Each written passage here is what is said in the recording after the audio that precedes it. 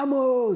Victoire du Real Madrid 3-2 face à Leganés en quart de finale de Coupe du Roi. Et donc les gars, franchement, ce soir, on a eu chaud parce que on ne s'attendait pas du tout à ce que on se retrouve en train de transpirer comme ça jusqu'aux toutes dernières secondes du match en fait.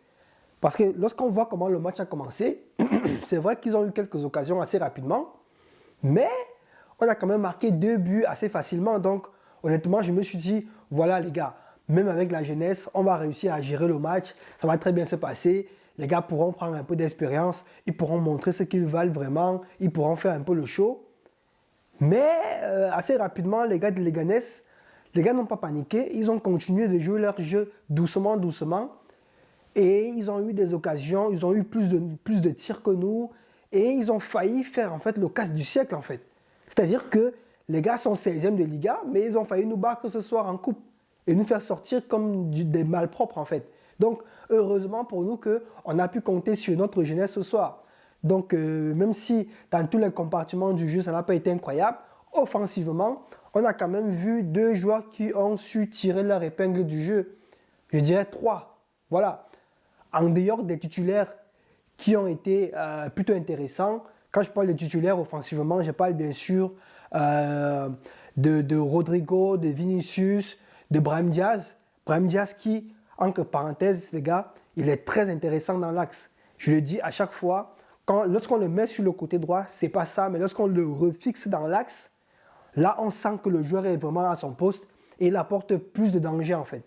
Donc, c'est dommage qu'à ce poste-là, il y ait déjà un joueur comme Bellingham parce que lui, il est obligé de jouer sur le côté et ce n'est pas vraiment son poste où on le voit le mieux. Donc, franchement, dans l'axe, il est percutant. On a retrouvé pendant quelques minutes le Brahim Diaz de la saison dernière qui, lorsqu'il rentrait en deuxième mi-temps, faisait beaucoup de bien au Real.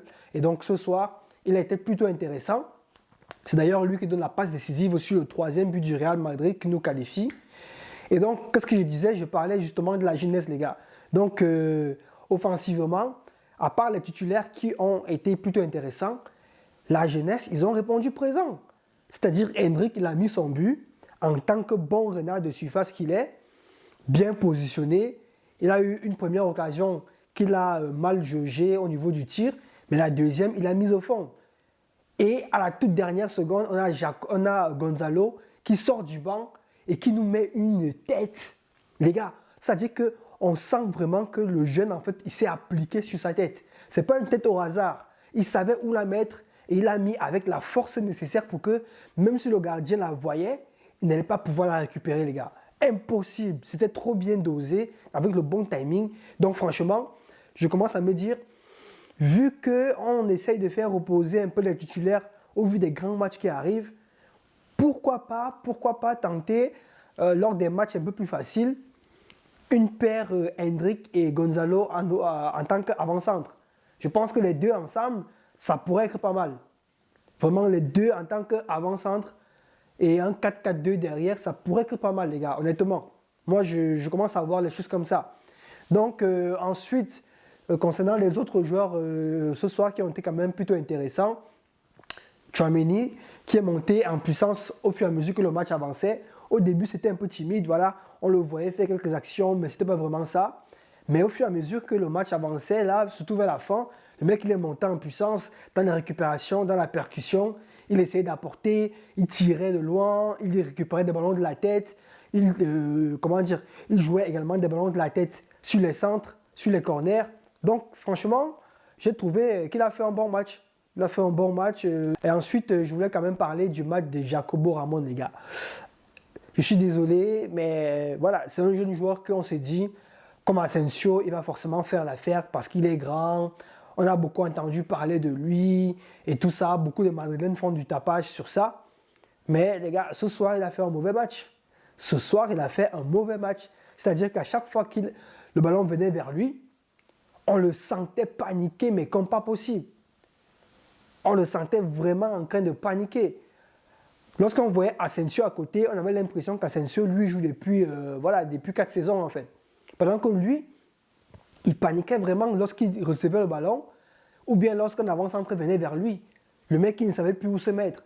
Donc, s'il faut vraiment compter sur lui pour les prochains matchs, surtout face à l'Atlético de Madrid, avec des joueurs expérimentés qui aura en face, avec une équipe comme celle-là, honnêtement, on ne peut pas jouer avec cette charnière centrale. C'est pas possible. C'est pas possible. En tout cas, Asensio, oui, mais Jacobo Ramon, je ne pense pas, les gars. Je pense que Ancelotti va devoir faire retourner en défense centrale Tchouaméni. Je suis même quasiment sûr que c'est ça qu'il va faire. Je suis quasiment sûr que c'est ça qu'il va faire. Parce que, vu comment on le voyait paniquer là, ça n'annonce rien de bon. Mais vraiment rien de bon, les gars. Donc, et pourtant, c'était vraiment l'occasion pour lui de pouvoir gratter des points ce soir. Clairement. Et ensuite, les gars, quand même, bon match de Lunin qui a su gérer, qui a fait quand même quelques parades, même s'il est malheureux sur le deuxième but. Il ne peut absolument rien faire. Le ballon est contré par Mendy et donc il est complètement prêt à contre-pied. Et donc, grosso modo, les gars, c'est un peu... voilà, il y a également Modric qui a fait son match, les gars. Je pensais qu'il allait s'effondrer en deuxième mi-temps, mais tout au contraire, le mec il a commencé à monter en puissance également.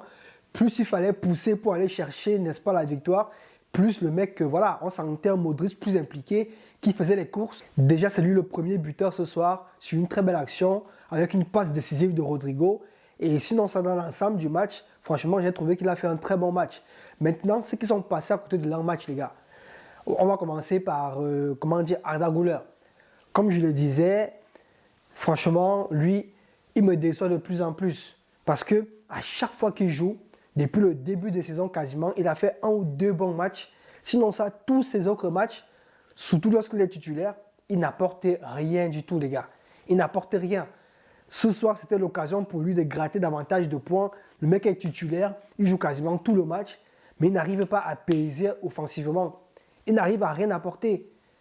Donc, si face à Leganés, tu n'arrives à rien apporter, c'est pas face à l'Atlético de Madrid ou bien face à une autre grosse équipe que tu vas jouer en fait. Et c'est toi qui exige du temps de jeu. Au Real Madrid, on n'est pas dans un petit club. Donc, si tu veux avoir du temps de jeu, tu dois prouver à chaque fois que tu rentres sur le terrain. Tu dois montrer que tu mérites d'être un titulaire indiscutable. Et que tu mérites d'avoir ta chance en fait, tout simplement. Donc, moi, je suis franchement déçu de ses performances parce que je ne sens pas un joueur en fait qui veut s'imposer et qui essaie de montrer plus que ça sur le terrain. Parce que c'est vraiment dans ce genre de match où il y a beaucoup de blessés que tu dois justement montrer que voilà, tu es là. On a fait reposer les titulaires, donc c'est sûr que tu allais quasiment être là du début jusqu'à la fin du match. Donc, à toi de te donner à 400% en fait. C'est mieux de sortir genre vers la 60e minute parce que tu es cramé. Mais après avoir fait un match exceptionnel, plutôt que de sortir, de finir le match, parce que tu t'es économisé sans rien montrer en fait. Donc franchement, très déçu pour lui. Dans tous les cas, les gars, ce soir, grâce à Gonzalo, le Real Madrid se qualifie donc pour les demi-finales de la Coupe du Roi. Donc franchement, ça fait plaisir. On continue dans la compétition. On va voir ce que le Barça va faire demain. Donc à ce niveau-là, on espère vraiment qu'ils vont perdre. On ne sait pas encore ce que Valence va faire. J'espère que Valence va bien jouer le coup. On se prépare également pour le match face à l'Atlético de Madrid. Donc, nos joueurs sont prêts. On attend de voir ce que ça va donner. On espère vraiment que Ancelotti trouvera un 11 suffisamment solide pour pouvoir faire face à l'Atlético de Madrid parce que, honnêtement, les gars, on n'a plus de choix au niveau du banc de touche en fait. C'est grave. C'est très grave même. C'est-à-dire qu'on n'a quasiment plus personne qu'on peut faire entrer sur le terrain.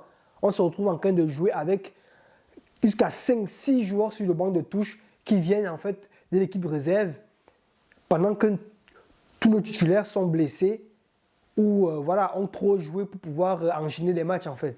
Donc on espère que vraiment Ancelotti trouvera une solution viable pour pouvoir jouer le match contre l'Atlético de Madrid parce que ce match-là les gars, c'est impératif, il faut qu'on le gagne. Donc les gars, c'est tout pour cette vidéo. Dites-moi en commentaire ce que vous avez pensé du match, qui sont vos tops et vos flops, des joueurs qui vous ont le plus surpris, surtout parmi les jeunes, parce que voilà, mine de rien, c'était un peu leur match ce soir. C'était vraiment eux les stars et c'était vraiment sur eux qu'on s'attendait le plus. Donc, donnez-moi vos avis en commentaire. Et comme vous le savez déjà, les gars, si vous êtes nouveau sur la chaîne, vous savez quoi faire.